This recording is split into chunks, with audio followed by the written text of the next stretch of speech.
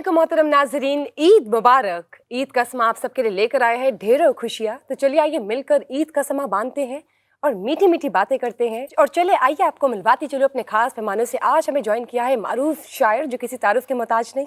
जी मैं बात कर रही हूँ खलीलुर रहमान कमर साहब की, जो कि मशहूर ड्रामा निगार है। उनके साथ हमें ज्वाइन किया है औरिया मकबूल जान ने, जो कि सीनियर एनालिस्ट जर्नलिस्ट है। और उनके साथ हमें ज्वाइन किया है चौधरी मोहम्मद अकरम साहब ने, जो कि पॉलिटिकल एनालिस्ट सोशल एक्टिविस्ट है। और तो और हमें ज्वाइन किया है सुरीले कवाल ने, जो कि बदुमली से जिनका ताल्लुक है, शहान मुजफ्फर खान साहब। और तो और हमें ज्वाइन करेंगे ऑडियो कॉल पे साहिल अजीम साहब भी। बहुत बहुत शुक्रिया बुशरा। जैसा कि आपने जिक्र किया, खलील साहब, औरिया साहब, चौधरी साहब, आप सबको ईद मुबारक। और आप तमाम की आमद का बहुत बहुत शुक्रिया। सुरीले साहब आपको भी बहुत बहुत शुक्रिया। और जितने भी लोग हमें देख रहे हैं, आप सब लोगों का बहुत बहुत शुक्रिया। बिलखुसूस इस हवाले से भी कि आपने रमज़ान में भी जो हमारी रमज़ान ट्रांसमिशन थी वो रमज़ान का समा से अब हम हैं ईद का समा में। तो यकीनी तौर पर जैसे रमज़ान का समा बहुत अच्छा गुजरा है, ईद का समा भी आपका बहुत अच्छा गुजरेगा। और आपकी ईद की खुशियों को दोबाला करने के लिए पाकिस्तान की वो नुमायाँ और मारूफ शख्सियात जिनको आप टेलीविज़न पर देखते हैं, जिनका आप काम देखते हैं, जिनको आप अखबारात में पढ़ते हैं, जिनको आप मुख्तलिफ़ महाफ़िल में, मज़ाकरों में आप उनको सुनते हैं, आज यहाँ से ईद का समा से आप उनको देखेंगे, सुनेंगे और उनकी ईद जानेंगे। बुशरा कैसे गुजरती है? बिल्कुल ईद का समा आज बांधा है हमारे खास मेहमानों ने। और आपको कैसे बताएं कि हमारे साथ मारूफ शायर है, ड्रामा निगार है, कॉलम निगार है, और तो और सोशल एक्टिविस्ट, पॉलिटिकल एनालिस्ट, और साथ सुरीले कवाल भी है। तो क्या ही कॉम्बिनेशन है आज की इस महफिल का। खलील साहब कैसी गुजरती है ईदें सर? पिछले 2 सालों से अच्छी नहीं गुजरी। वो क्यों सर? मैं ईद समझता हूँ इज्तिमाई खुशी को। इज्तिमाई खुशी को। और जब मेरे यहाँ गरीब आदमी इस माशी कत्लेआम में पिस रहा हो तो मैं अकेला कैसे ईद मनाऊंगा? मैं वो काइंड नहीं। तो ये तो ज़्यादा तकलीफ़ वाली बात है। ओह, मैं इतनी तकलीफ़ में से गुजर रहा हूँ कि आपकी सोच। ईद एक इज्तिमाई खुशी का नाम है। उसको सिर्फ सेलिब्रेट नहीं करते, उसको दूसरों की ज़िंदगी में कंट्रीब्यूट करते हैं। And if you do not do that, you are not celebrating. अपनी खुशी तो सब मना लेते हैं। इस इज्तिमाई खुशी की तरफ हम फिर कैसे वापस आएंगे? और आपको लगता दुआ है कीजिए अल्लाह से, अल्लाह मेहरबानी करे और इस मुल्क के हाल पे और मेरे गरीब आदमी की ज़िंदगी जो है वो बदल जाए और हम उसको वो जगह दे सकें और ये एहसास कर सकें कि दुनिया में हर ज़ीरो जो आया है उसको जीने का बराबर का हक़ है। जब तक ये सोच और एहसास पैदा नहीं होगा, आप किसी तरह भी इस मुल्क में कोई बेहतरी नहीं कर सकते। इस ख़ास सोच और एहसास को पैदा करने के लिए कुछ काम भी करना पड़ेगा। वो जितनी मेरी मकदूर भर मेरी हिम्मत है, शायद उससे भी ज़्यादा मैं कर रहा हूँ। घबराइए मत, मैं खाली लफ्ज़ों का सहारा लेने वाला आदमी नहीं हूँ। और ये सर, जैसे अभी खलीलुर रहमान कमर साहब ने कहा कि ईद 2 साल से अच्छी नहीं गुजरी, और जो लिखते हैं, जो तहरीर से और तकरीर से जिनका ताल्लुक़ होता है, जो तख्लीक से जिनका ताल्लुक़ होता है, उनमें हसासियत भी ज़्यादा होती है। मुआशरे को ज़्यादा हसास अंदाज से परखते हैं, समझते हैं और फिर अपने ख़यालात का इज़हार करते हैं। ये तो बहुत तकलीफ़ की बात है कि ईद के मौका पर भी अगर इस एहसास में रहें कि मेरे गरीब। देखिए 75 साल पहले, बल्कि उससे भी पहले चले जाएं, कम से कम 90 साल पहले अल्लामा इकबाल ने इस ईद के बारे में कहा था कि ईद आज़ादा शुको है मुल्क दी, ईद महकूमा हजूम है। एक हजूम है महकूमों की ईद जो होती है, उसमें बड़ी लंबी नज़म लिखी।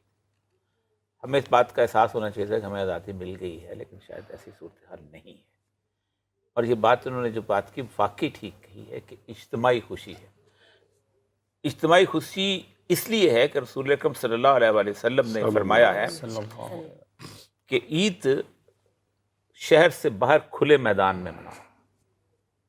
औरतों से कहा है कि तुम ईद के अंदर दाखिल हो, तुम्हारे पास दुपट्टा नहीं है तो पड़ोसी से दुपट्टा मांग के जाओ। तुम अगर उन अयाम में हो जिनमें तुम इबादत नहीं कर सकती, तब भी तुम जाओ ताकि तुम बता सको कि तुम एक आज़ाद कौम की शहरी हो। देखिए, अल्लाह तबारक व तआला ने पैगंबरों को बुनियादी तौर पर भेजा ही 2 चीज़ों के लिए। एक, अपनी उस कौम को आज़ाद करने के लिए। हज़रत मूसा जो थे, जब आए हैं तो हज़रत मूसा के पास अल्लाह ने मोजज़े दिए।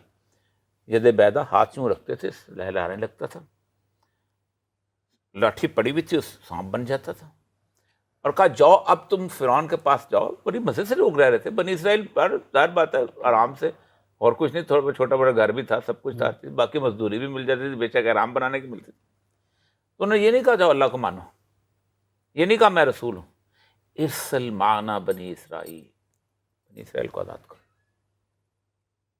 رسول اللہ صلی اللہ علیہ وسلم پہ عید کب فرض ہوئی ہے؟ جب آپ مکے کی غلامی سے باہر نکلیں مدینہ میں. دوسری چیز کہ ہم نے انبیاء کو نازل کیا لیکوم الناس بالقسط, کہ انسانوں کے درمیان عدل قائم کریں.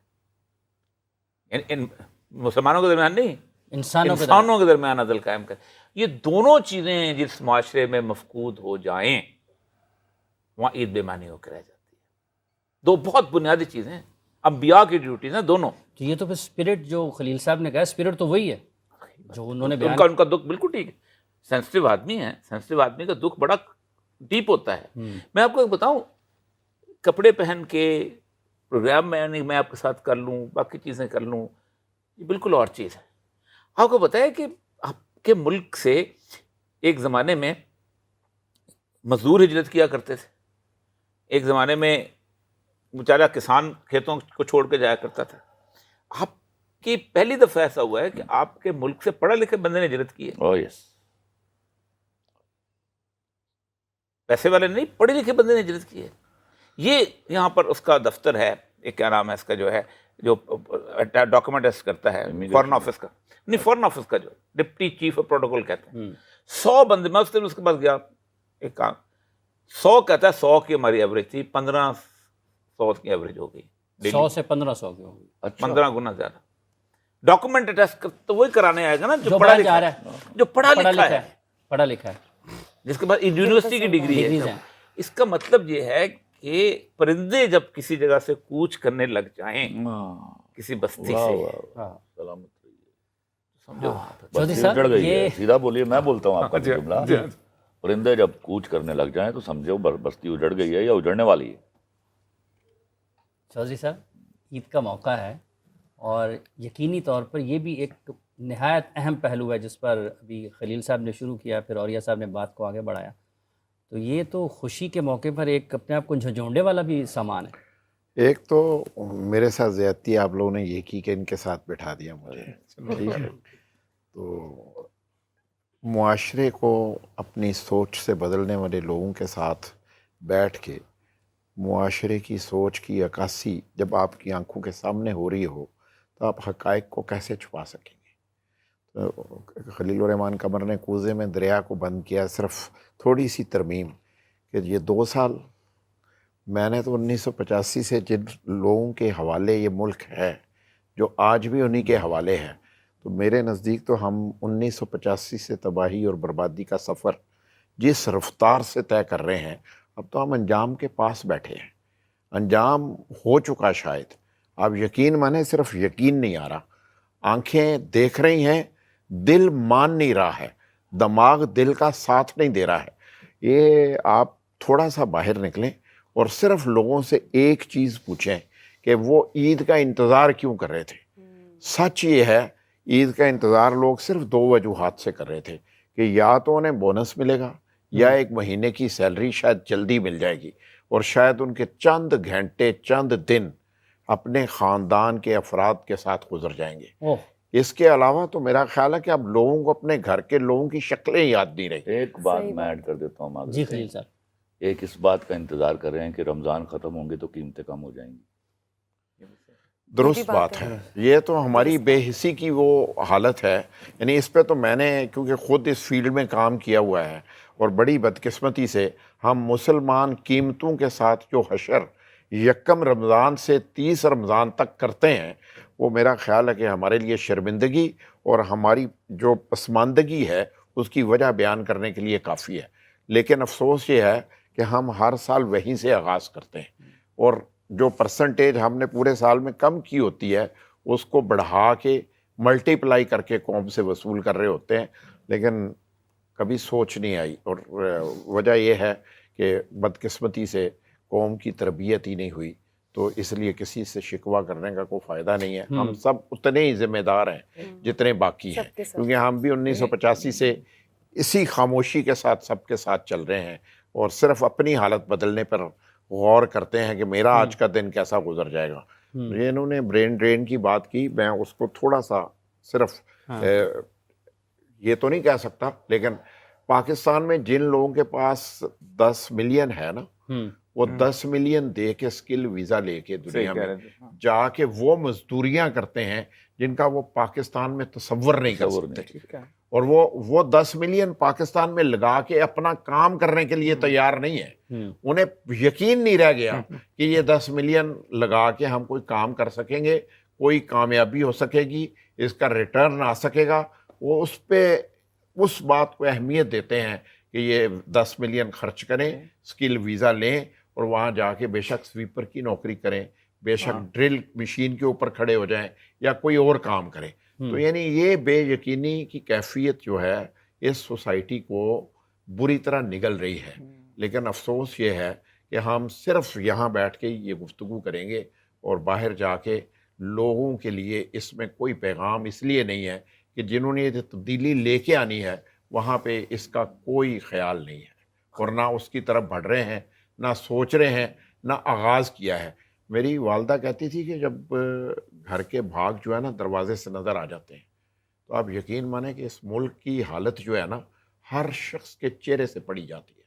ہر شخص کا چہرہ پڑھنے کے بعد اس کے حالات کا اندازہ ہو جاتا ہے. پاکستان میں 1, 1.5 یا 2% لوگ رہ گئے ہیں جن کے پاس یہ سوچنے کا وقت نہیں ہے کہ کل مہنگائی ہو جائے گی کیا ہوگا, کاروبار نہیں چلے گا کیا ہوگا. باقی 98% تو اسی کے ساتھ ہیں جو ڈے ٹو ڈے بیچاروں نے زندہ رہنے کے لیے کیا کرنا ہے, وہ گھر اسی سٹریس میں جاتے ہیں. میں اپنے ڈرائیور کو جب وہ میرے سامنے موٹر سائیکل والے کے ساتھ یا سائیکل والے کے ساتھ تھوڑی سی کوشش کرتا ہے, ہارن مارتا ہے, تو میں اسے ہمیشہ روکتا ہوں. میں نے کہا تمہیں اندازہ ہے کہ وہ کس سٹریس میں جا رہا ہے, وہ گھر میں کس حالت سے نکل کے آیا ہے اور کہاں کس حالت میں جا رہا ہے, تم اسے ہارن کیوں مار رہے ہو؟